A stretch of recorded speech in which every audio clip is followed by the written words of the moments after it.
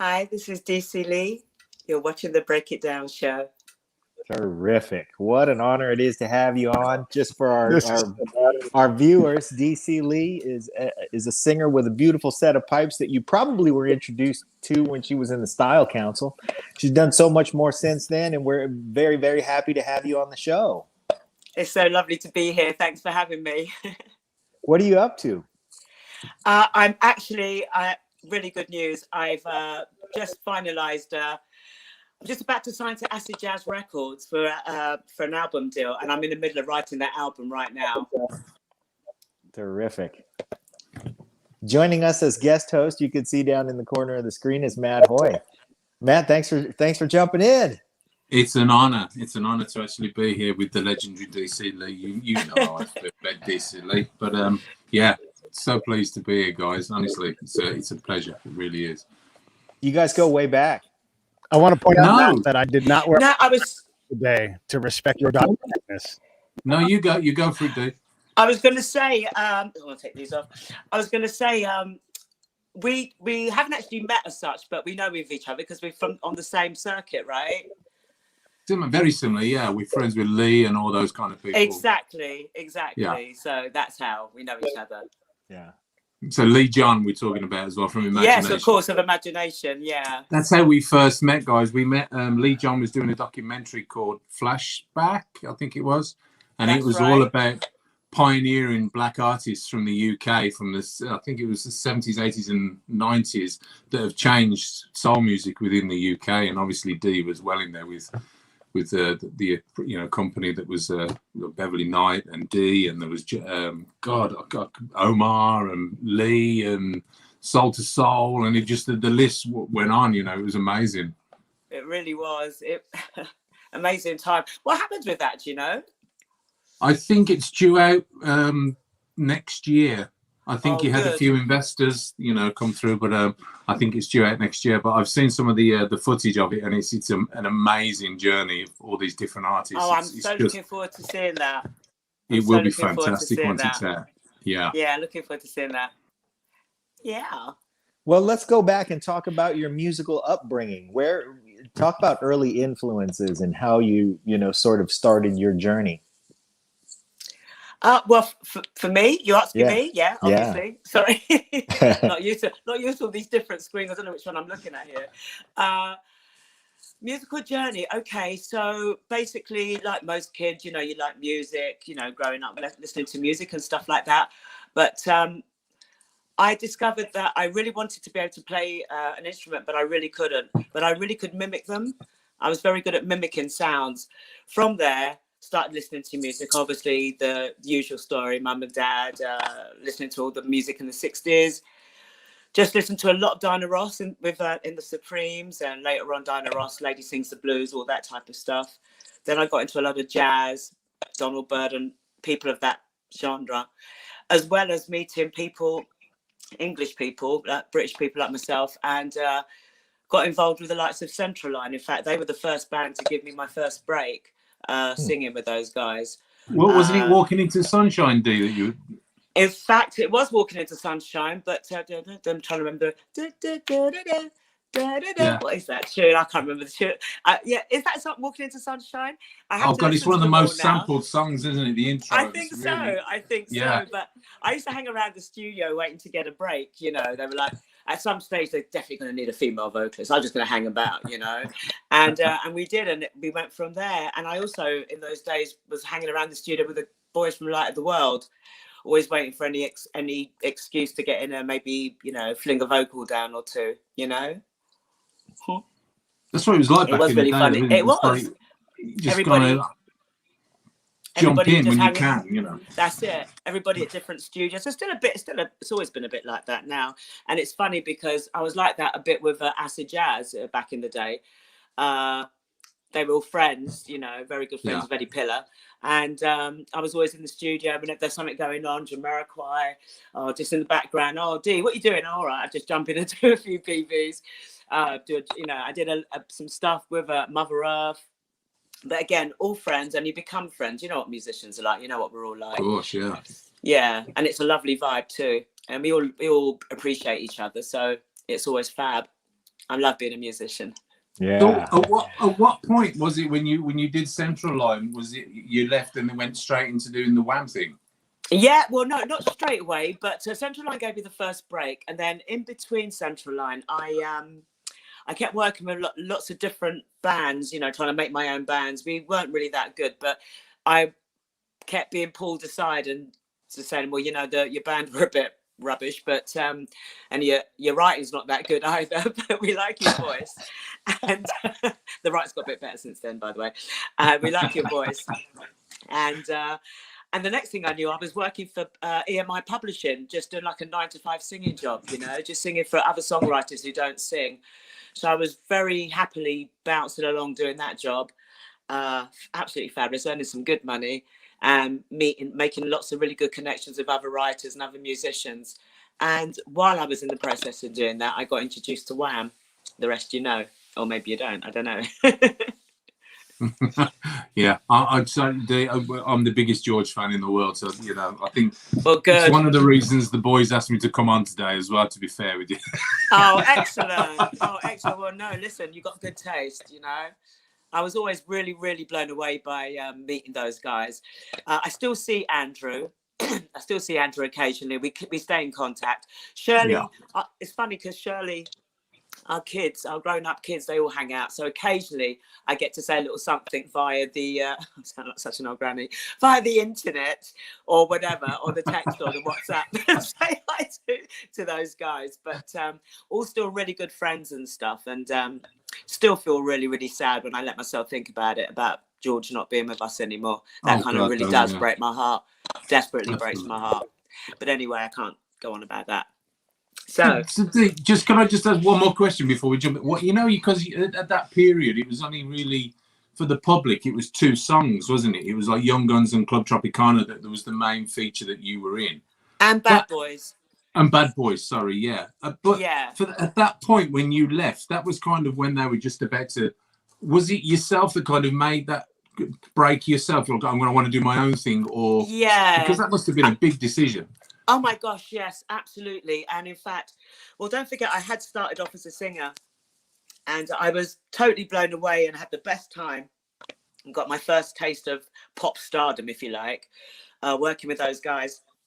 So for myself, I could see what I wanted from that business or not. But as obviously, like most things, as they became a lot more popular, which was the whole point, they were going off. You could see first it was like pulling the girls out a bit, and then it was the boys, and then eventually George went solo. So everything was a natural progression. And I thought if I stayed too much longer, it could be like the sort of a musical version of being a Bond girl. You know, you kind of get typecast. You won't get any other work again if you don't jump out and do your own stuff. So that's what I had to do. And at first, George was a little upset with me, but after a little while, he totally understood, because this thing was his baby. You know, this was all about him, and that's how it had to be. And sometimes, you know, people just have to kind of move on. You know, so that's what happened. So yeah, but they were good days. Really, really good days. Best days ever. Do you know that I did Top of the Pops with both Wham and the Style Council once? Really? Yeah, it was actually there's a quiz thing on Sky. Wow. There was a quiz thing. It was called what's it called now? A VIP something with the Style Council, and it's a bit of a half-hour quiz show. I think it was a pre-thing before the screening of the actual documentary, and I got reminded that Bad Boys. And the Shout to the not Shout to the Top. Sorry, what was the first Style Council track I did? Ooh, caught myself out there. Was it The Walls Came Tumbling? Oh. No, it'll come to me in a minute. Oh dear, I can see the video. Money go round. Money go round. That was it. I just visualised myself in the black and white video, looking all moody and what I thought was sexy, but I just look like I've got the ump. But anyway, so that was what we did. And that's a funny little fun fact. And I remember that, and that was quite exciting. I had 2 dressing rooms. Apart from the fact that I was already blown away by being on Top of the Pops in the first place, I was on twice. It was fabulous. Was this on the same episode? Yeah. Oh. Yeah. I had 2 dressing rooms. No way. There's got to be nobody else that's ever done that. I don't know, but it's a definite thing. It's a definite thing. You check it out. Yeah, that's serious. I mean, you had to do a costume change in a different Yeah. dressing room. You had to keep your costumes separated so you'd be in the right one. I had to keep running from different dressing rooms to the other one to be there for the different roll calls, you know, when they called you. And it was all very funny and very exciting. That's superstar stuff. I know, and I had no idea. I was just taking it in my stride at the time, you know, because that you see, I was sessioning, so I considered myself a session, you know, session singer with Wham, and I was also sessioning at that time with the Style Council, because you know it was you know, it was always a session thing, even though we looked like it was a setup with Wham. Wham was always very much George and Andrew. And Shirley and I were friends, but also like a little, you know, accessory. I mean, you know, it looked good. I think it was a good look, and it worked. Very fabulous look. And I think also George. I was always really aware that George was the first person that was insistent on, I think, on maybe having a black girl in it, just to, you know, because it was those times, and he meant what he said. You know, the way we were. So it was a very London thing to be very mixed and stuff like that. So. Yeah. I know that was a kind of it wasn't really a big deal for us, but when I look back, I see that was quite, you know, a thing. Very astute, yeah. He was the Sly Stone of 80s London. He really was. He really was. He was such a in a lot of ways, really, yeah. Yeah, and also I remember what was really funny, the very, very early days, because Andrew and Shirley were dating. They actually were dating. George and I said that we were dating as well. So it made good pop nonsense to chat about. Magazine fodder. Exactly. That kind of stuff. So that's what was happening.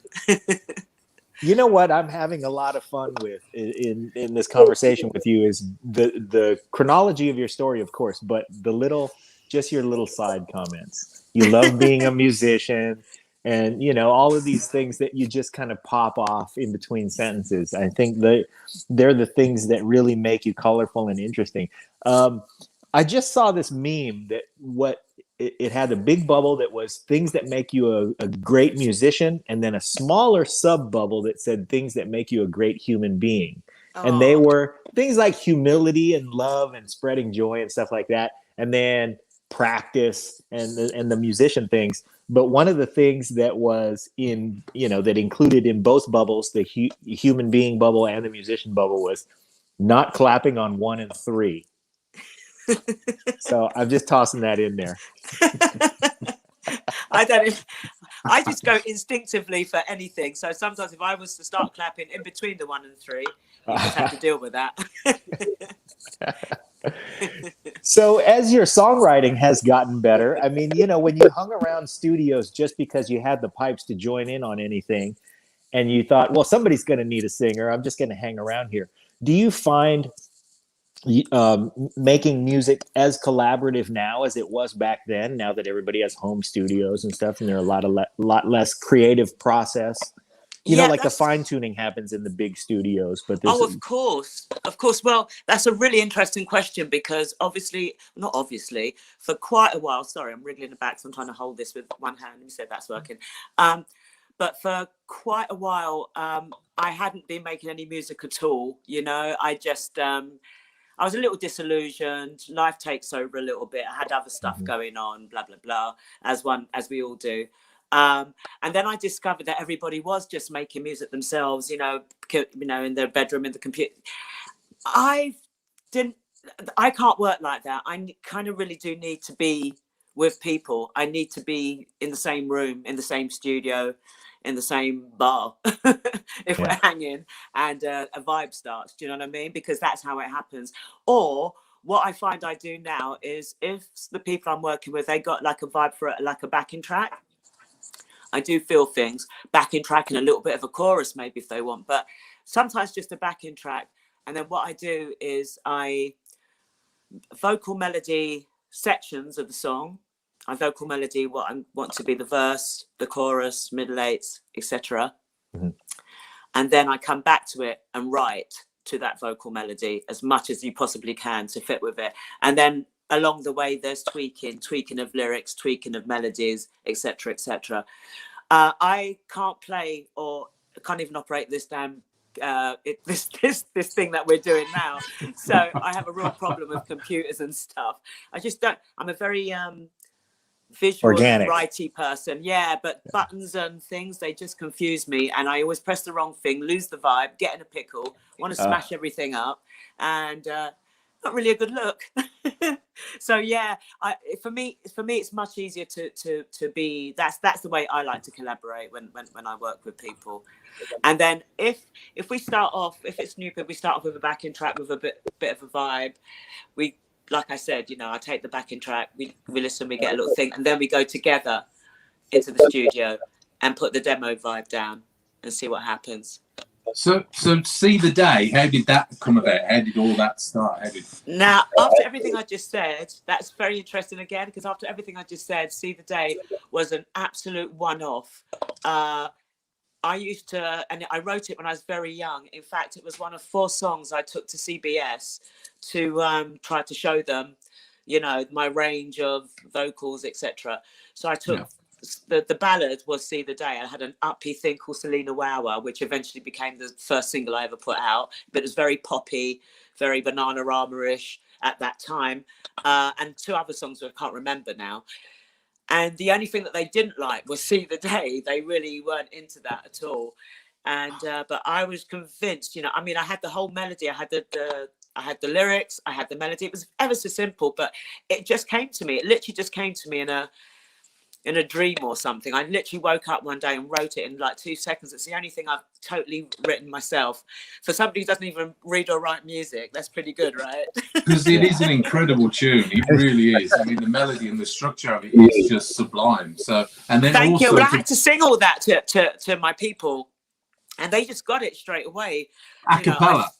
Yeah, I sung them the you know, I just sung the thing, the lyrics, you know, when you look at me, and when I got to the other bit, the vocals already initiate what's going to happen with the strings anyway, but I sung it to them, and I always remember sitting in a studio with a fully fledged orchestra, I can't speak, orchestra, sorry, and having these guys, me singing it to them, going da da da da da da da da da da, you know, singing all this to them, and they're just playing it. I was so blown away. It was fabulous.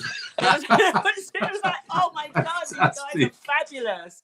And they made everything that I was hearing, they were making it come true, and it was like, and that's what I feel like when I work with other people anyway, because I have these ideas in my head, but until I actually get them down, I don't really know what they sound like. They all sound fabulous in my head.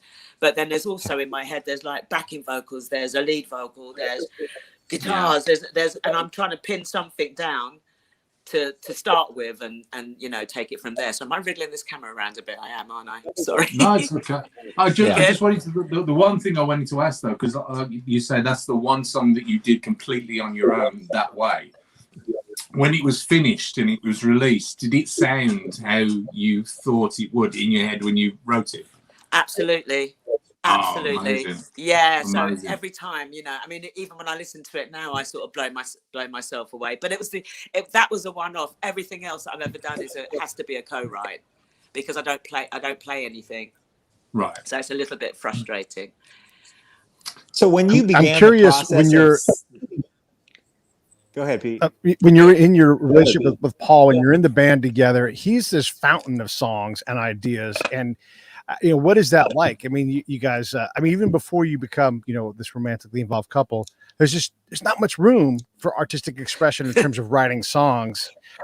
How do you, I mean, do you learn from it? I mean, tell us what that's like, because you have this expression, but you're also in this great band. You're like, I don't want to screw this up. You know, this is such a good thing. What is that like? Well, to be fair, it was actually really easy, because apart from Paul wanting any opinions in regards to what was happening BV wise and stuff like that, he'd tell me what he wants. I would do the very best I could. Most of the time he was happy with that. If he wasn't, he would tell me, we'd remedy it.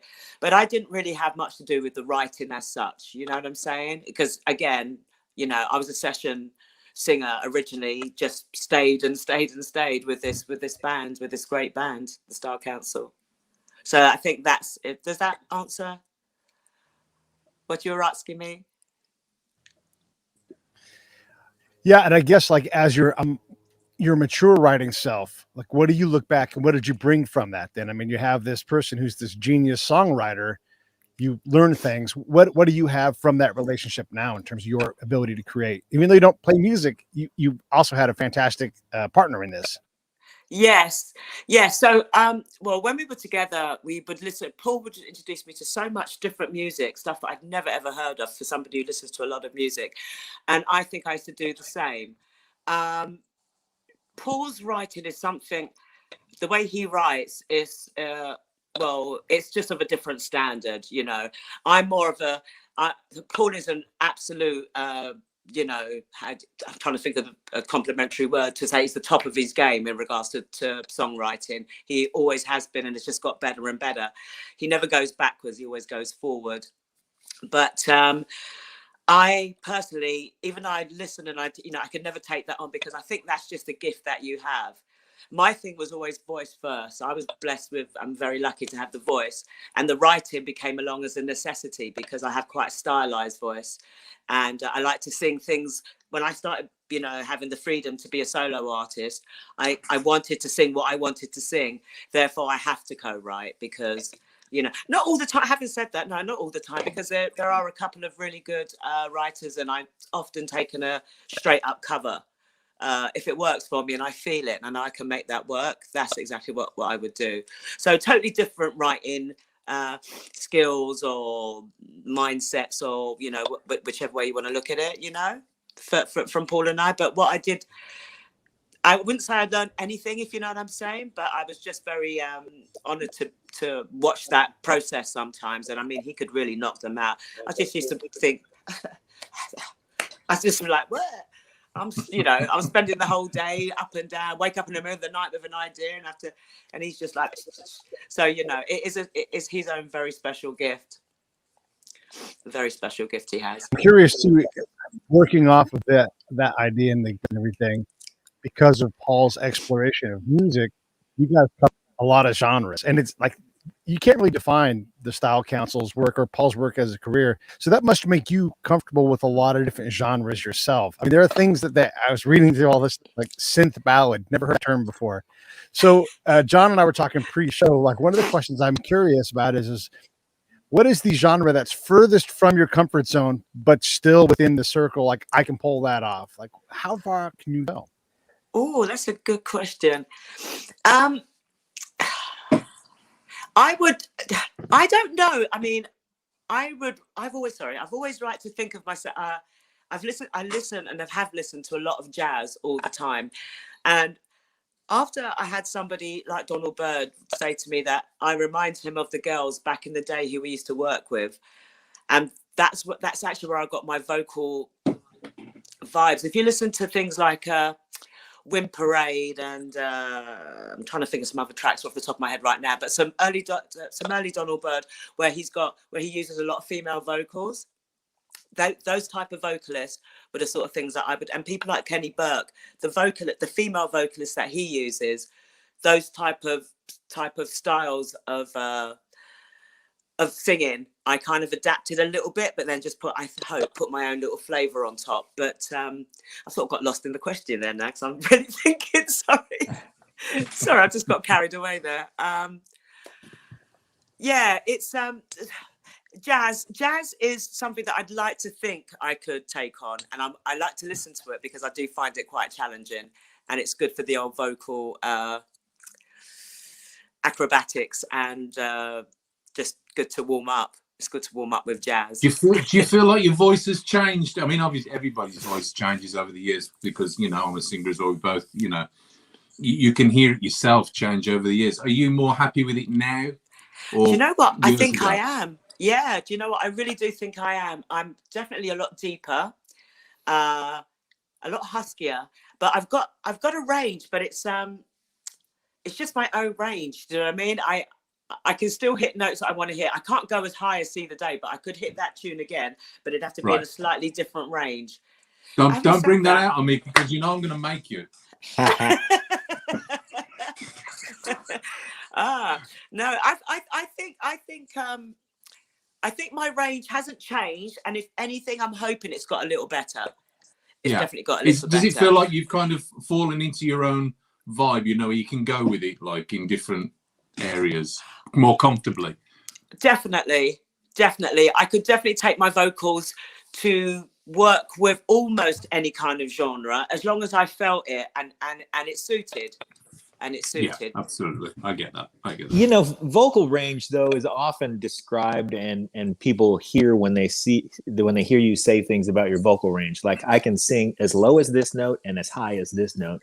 But the other side of range is I'm so much better at feel now that I've matured as an artist, as a musician, as a person. You know, you have some life experience and it just allows you to dig deeper in the groove. Is that true? Totally agree with you. Totally. There's a difference to the way I am now as a vocalist than the way I was when I was like a lot younger. And that was good. That was a good time, and it was a good time vocally and all the rest of it. And then after a while, I just started to notice that my voice was getting a bit deeper, and I wasn't sure if I was ever going to be in a situation where I could hit any of those high notes. I can, but it's with feeling and it's in a different way. Do you understand? Yeah, absolutely. Yeah, absolutely. And I quite like it. I think that's what you're talking about. I think as any singer develops over the years, I've been doing it for such an amount of time. There's songs that you write and sing, like, I don't know, say 20 years ago, and if you still perform now, because your vocals have changed, it's a case of adapting to that song and making it still hit the note, but doing it in your own way 20 years later. Exactly.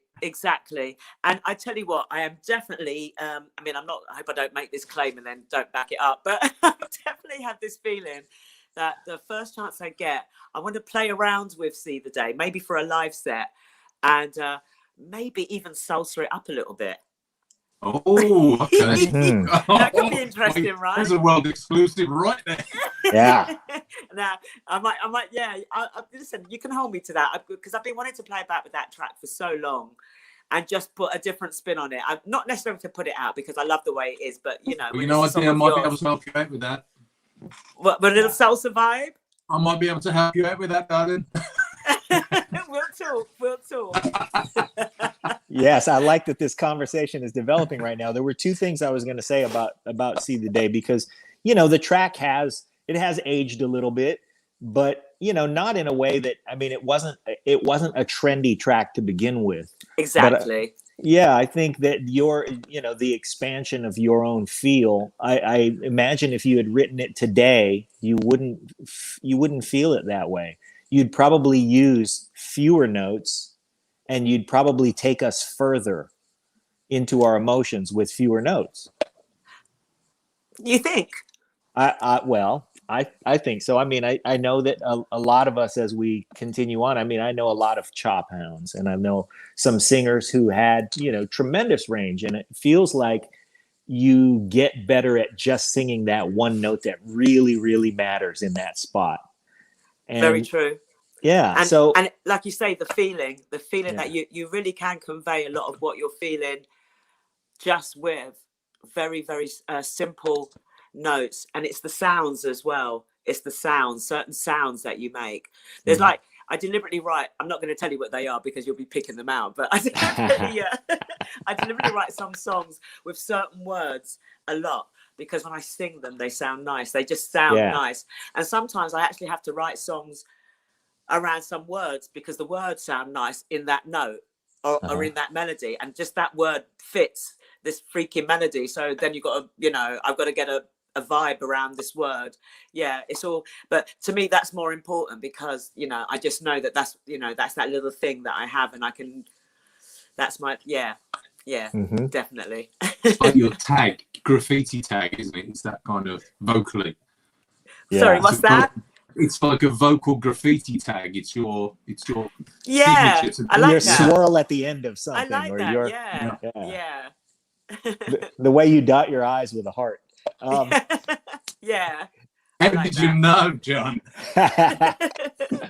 I think, and to piggyback on Pete's question, I'm now going to say how, you know, to put a salsa vibe on something, or to sing something as a bossa nova, or to just reach out into all of those different kinds of, you know, those different kinds of feelings that we sort of didn't really get as kids. There are a lot of feels that you don't just grow up with, and then you don't really identify with them until later. And since your songwriting has gotten better, would you say that you are that your songwriting and your singing has developed in tandem, like they feed each other? That's a good question. No, I think the voice has got better but the writing I haven't done for a little while. But Okay. I can feel very slowly that I'm kind of getting my little groove back, as it were. It is early days. These last couple of weeks, I've literally just about completed the ideas for 2 songs that I've already worked on. I've got about another 3 or 4 that I want to work on and to bring to the table, to work out what we're going to put on the album, that sort of thing. But yeah, I would say that my vocal is definitely, I know that's got better. The writing, well, it's coming along, but that, you know, that's the sort of thing I should have kept up. But, you know, sometimes in life, again, as I was saying, I kind of just got out of the groove of making music, kind of didn't even want to do it for a little while, just for some personal reasons. But now that I'm sort of back, I definitely recognize that the vocals are picked up, and I'm a little insecure about the lyrics, but, you know, we're getting there. We're getting there.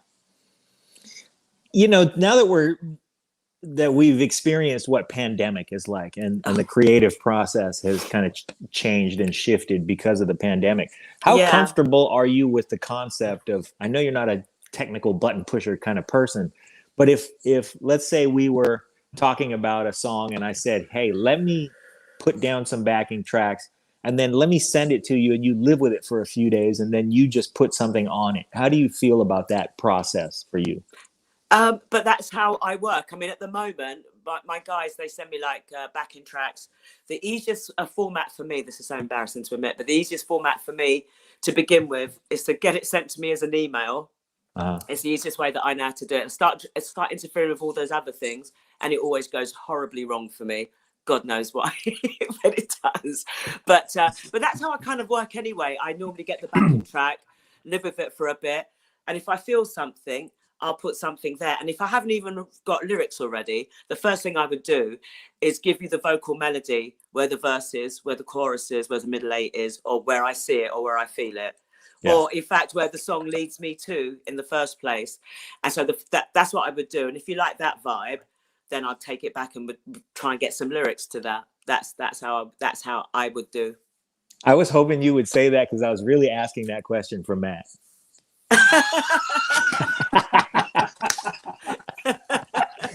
Do you know, John, as you said it, I thought, I'm so glad you asked that question. I love writing with different people. Matt, you could do that. If you got some vibes and some backing tracks, you could always send them on. And you know I'll do that. You know I will. Cool. Done. Yeah. Done and dusted. Done and dusted. Can I just ask you, Dee, you know, back in the day, you had this kind of style set in mind, like we see today, and the vibe you wanted to achieve. How is your musical career and your interest in music and the styles that you listen to, how has that changed for you over the years, and with what you write now, how would that sit with you? I'll be honest with you, I don't think anything's changed that much at all for me musically. And if anything, which I don't mean to sound ignorant, but I mean, I'm sure there are 1 or 2 sort of up and coming artists that are really fabulous, but I don't seem to know how to get to that, because I can't listen to all of it. You know, I have to, just because of who I am and what I do. And, you know, I'm not one of the, I wouldn't say that I can't adapt, because of course I can adapt, but what inspires me is always what the stuff I listen to. And that's anything from 70s sort of, you know, like that soft rock stuff, you know, like Eagles, Santana. I like those kind of bands. I like Fleetwood Mac. I like Kate Bush. And then I like a load of jazz. I like a lot of that good stuff. I like a lot of jazz funk. I like old school soul, Bobby Womack, people like that.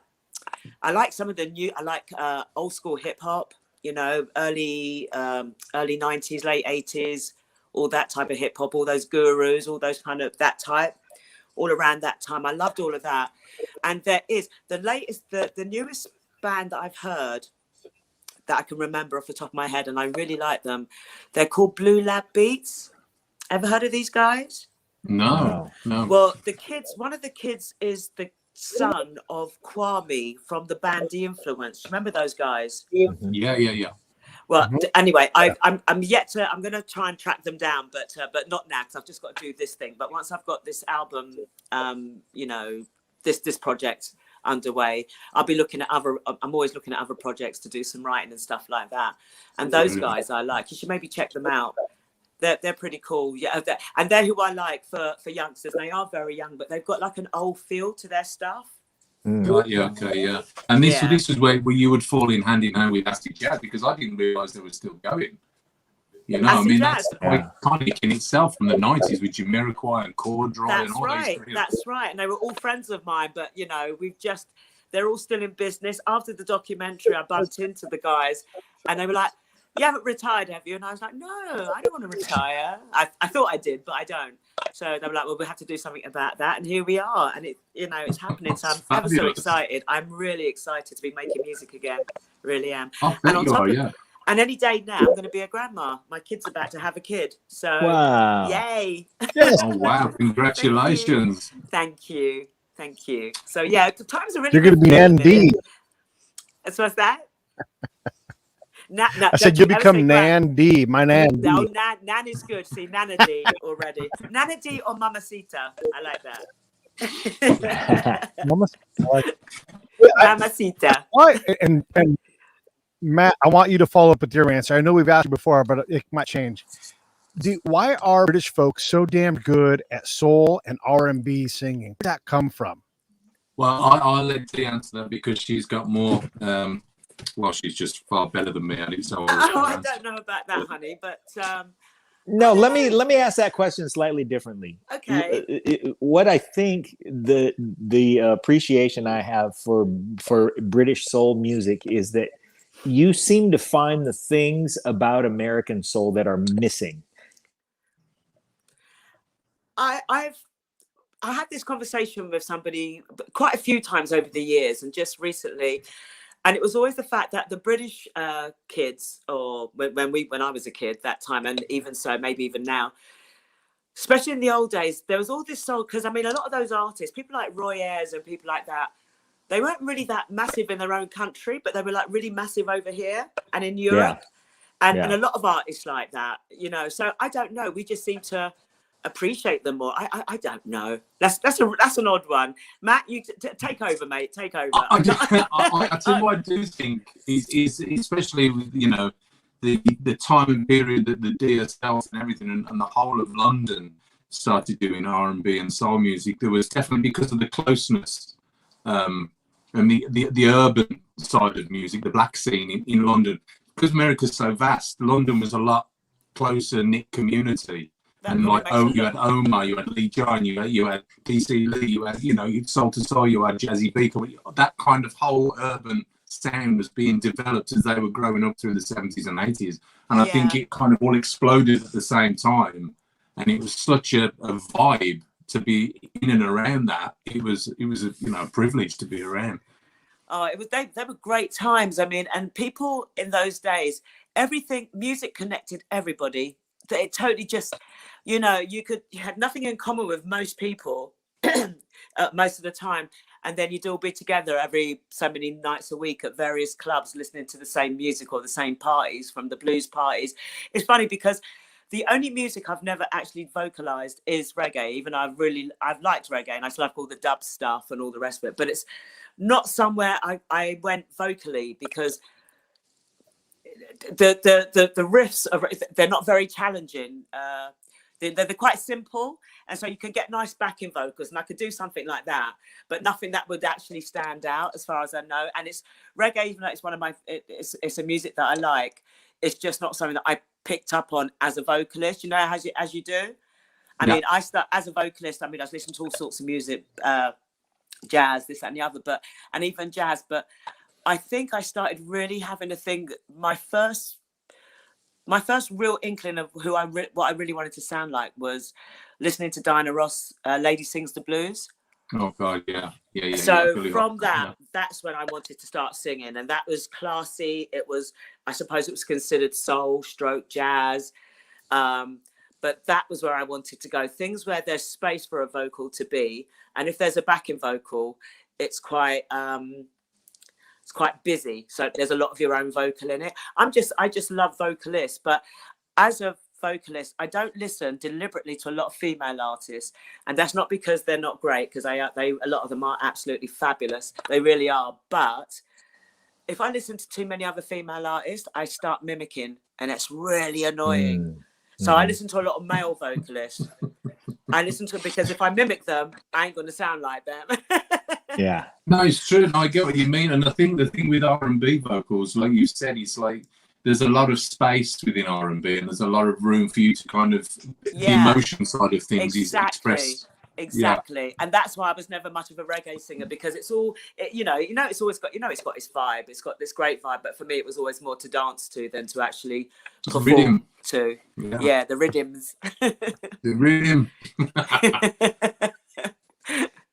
I've heard vocalists describe their vocal stylings as relating to a particular instrument. Like I know a guy who says, I listen to the trombone because it growls the way I growl, and it sort of takes ownership of the parts of the song that I do. What instrument is you? As you were starting to answer, I was thinking that because, let me think now. Sometimes I think that I sing like lead guitar, like rhythm guitar. Okay.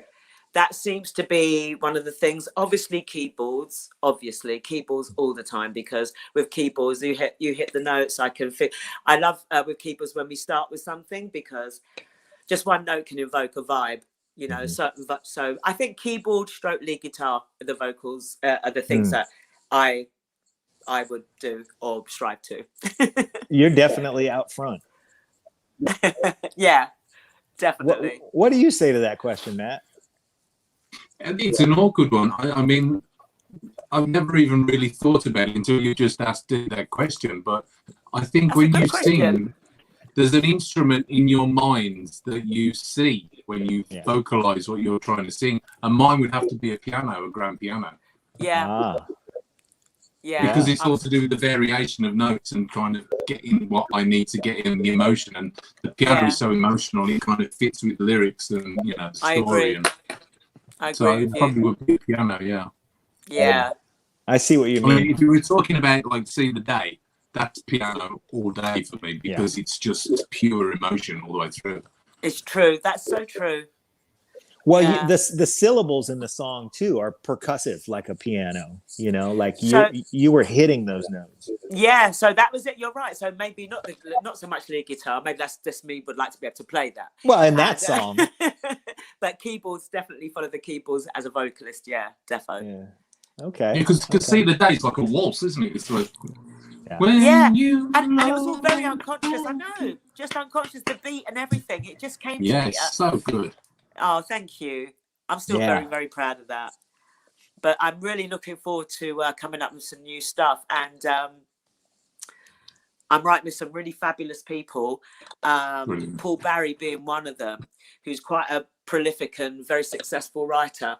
And he's given me a couple of fabulous songs. One of them slightly Sade-esque, as most I can say. But we're really loving that one. Yeah. Well, I can see the similarity vocally between you and Sade. That's, as you were saying now, your voice is getting deeper. Yeah. I've always liked Sade. Again, just very simple, but it's all about the notes. And if it just all made sense, and so very smooth, incredibly smooth. And very, very old friend of mine back in the day as well, that girl. I haven't seen her in a damn long time, but I hope she starts making music again. I think a lot of us from those days, I think a lot, I think it's our time to come back. I mean, if there was ever a woman who kind of put a stamp on a style and a movement, it was definitely Sade. Oh, she's fabulous. She's fabulous. I really liked her. Yeah. How about as a writer, the way that you express love? Would you say that as you gain life experience, you get better at expressing love through song? Don't know Or is so that much or is about. that better through fresh eyes, the fresh eyes of a youngster? I'm not sure. That's a really interesting question. That's a very deep question. I have to. Yeah. Do you know what? Let me think. Let me come back to it now. That's quite deep. I'm already setting That's you quite up for deep, that part one. 2. I'm going to send Okay. you away with some things to think about, so that we already set you will. up for part 2. So far, just to recap, we've heard that there's some collaboration that's going to happen. Matt's going to write some things and throw some things by you. It sounds like you're going to pass them back and forth and maybe come up with some songs for us. And then now you're going to think of a few topics that we've started here, so that when you come back, we can talk more about them. We would love to just chart your progress in your comeback as a singer and a writer. You know, we would love to do that. I would Just love check to in share with you that with you. periodically. I really would love to share that with you. And you have all information of Jill and everything, and she will definitely keep you in the loop. Terrific. And so that maybe the next time I see you, I'll be playing you some of the new stuff and Yeah, all the rest of it. Oh, please. Yeah. Please. Yes, please. Can we really briefly get into the documentary Long Hot Summers? That was so good, and I want people to know that it's out. It was such a I just loved watching it.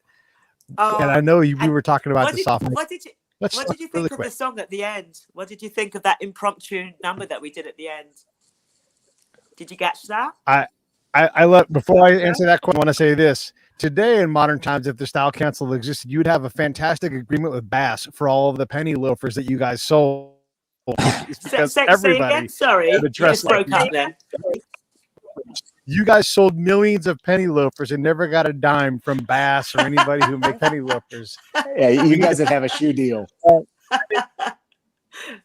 That jam at the end was great. It was great. Did you? I mean, and it was so good to work with the boys again. We had such a laugh doing that. And we didn't tell anybody we were going to do it until the last minute. And so that we were hoping that was a really nice surprise for the, for the fans, as it were. And so I'm glad that you liked that. And that was our little twist. That's our little impromptu version of It's a Deep Sea. Yeah, that was cute. It was great though, because that song translates into middle age, right? And the way you guys delivered it, it was a little bit more reflective than the original version. It was fantastic. Exactly. And again, it's what's made me, because making music now, I didn't think, that it could be. Well, it just seems to be. I mean, I haven't lost any interest or excitement for it at all. I did for a little while, but it wasn't necessarily the music. It was just my state of mind at that time, a few years back. But, as the circle of life goes round, it's all good. And I'm feeling really good again. And I'm so excited that the thought of making music again is really sort of keeping me very happy and keeping me out of mischief, which is a good thing. That's always a good thing.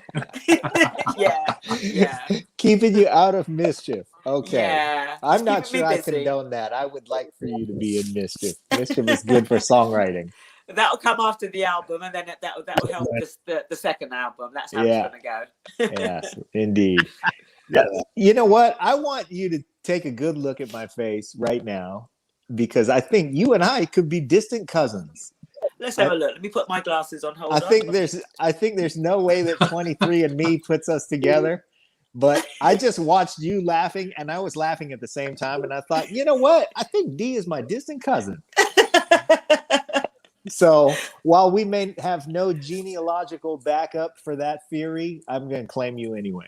Oh, thank you. You're so sweet. You know what? I think that now that we're encouraging some collaboration between you and Matt, and that I should probably volunteer to take that track at some point in the process and put the drums on it. Sounds good. I'm just going to volunteer that. Let's do it, boys. Yeah. Let's do it.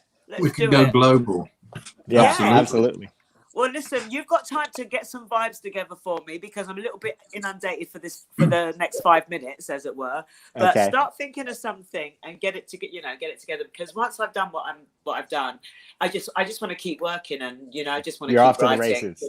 Yeah. Have you got any dates set, Dee, for the album releases, singles, anything like that? Well, realistically, now that we've just signed and blah blah blah, so I would imagine that we'll probably want to be putting stuff out sometime next year. But the rest, I won't say any more than that because it is literally totally fresh. I'm writing frantically. Everybody's excited. I might go and meet them all next week for a drink and sign on the dotted line as well. But I better sign first before the drinking, and then and then get back in the studio. And between now and then, I mean, that's why I'm actually at home on a Friday night. Mind you, I'm normally at home on a Friday night these days. But just been writing. And I just stopped, put a little bit of lipstick on, and thought I'd come and talk to you guys. You see, that's commitment. That is right there. Yeah, baby. No. I don't buy it. I don't think Nana D or Mamacita, either one of those fits the bill with I'm home on Friday night. Yeah, I'm home. I'm home on Friday night, but not for good. Not for good. I've got to get these tracks done. So I'm just like staying I have to keep myself in a certain frame of mind. Yeah. Because these days, I mean, they say they can multitask, but I don't know. I'm letting the sisters down because I'm not very good at the multitasking. So therefore, I have to spend a lot of time just in the, in the vibe of what I'm working on. Just keep it on playing all the time, listening to it all the time, thinking about the lyrics, etc. But it's fun. I've got to ask you, are you going to go out and play live with this as well? Of course we are, babe. I can't wait. I can't wait to do. Nice. More than anything, I'm really looking forward to performing live. More than anything. Yeah. Fantastic. Yeah, sorely missed as well. I think the last 18 months. Listen, guys, sorry. I've got a bit of a problem here. I've got the headphone in, but my phone's telling me that I'm going to run out of battery soon. I'm just trying to see how much. Let me just see where the hell I am. I can't see. No, we're good. We're good. I just You're good. I just want to say this. People who find the groove tell you to multitask. So you don't need to multitask. That's right. I know for me and Maya, thank you very much. I love it. You're welcome to come back anytime. I really will. I'm going to hold you to that. And when there's a bit more going on, I'll let you know. And in the meantime, in regards to music and stuff, Matt, Pete has all the details for Jill. You can just send everything via her and we can take it from there. I'm going to hook you up, babe. Yeah, we'll speak, don't we? We'll speak, babe. Sounds really good. Yeah. It's so good to see you again after so long as well. Yeah. And listen, maybe we'll, by the time this documentary comes out, I'm hoping I might have seen you before then. But if not, we'll go together and have a drinky poo and hang out with these guys, yeah? Sounds good to me, bud. Sounds good. All right. And Pete, you now all the way over there in Orange County, is it? Yeah. That's right. Yeah. So, are you coming over to London at some stage when people are allowed to travel again? Would you be doing anything like that? We are desperate. Because what I'm trying to say is I hope you can make it to one of the shows. And that'll be sometime next year. Damn. I'm signed, sealed, delivered. I'm coming. Count us in. On this too.